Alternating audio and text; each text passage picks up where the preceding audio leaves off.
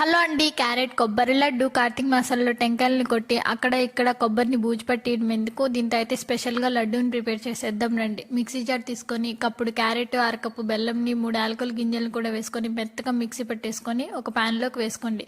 3 నిమిషాలు ఉడికించుకున్న తర్వాత 4 స్పూన్ల నెయ్యిని కూడా వేసుకొని ఆపకుండా దగ్గర పడేంత వరకు కలుపుకొని పక్కన పెట్టేసుకోండి. చల్లారిన తర్వాత చిన్న చిన్న ముద్దలుగా కట్టుకొని పక్కన పెట్టేసుకోండి.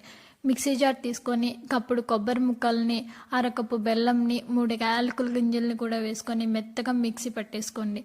ఇప్పుడు ఒక ప్యాన్లోకి వేసుకొని దగ్గర పడేంత వరకు కలుపుకొని పక్కన పెట్టేసుకొని చల్లారబెట్టేసుకోండి. ఇప్పుడు ఒక ప్యాన్ తీసుకొని కప్పుడు బియ్య పిండిని కూడా వేసుకొని కొద్దిగా నెయ్యిని వేసుకొని ఫ్రై చేసుకొని పక్కన పెట్టేసుకోండి. చల్లారిన కొబ్బరిని వేసుకొని ముద్దగా చుట్టేసుకోవాలి.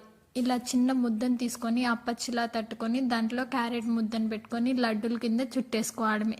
ఇది శివయ్యకు నైవేద్యంగా పెట్టండి, మీ కోరికల్ని ఇట్లే తీర్చేస్తాడు. పిల్లలు కూడా చాలా బాగా తింటారు. Thank you for watching. Please support చేసి సబ్స్క్రైబ్ చేసుకోండి.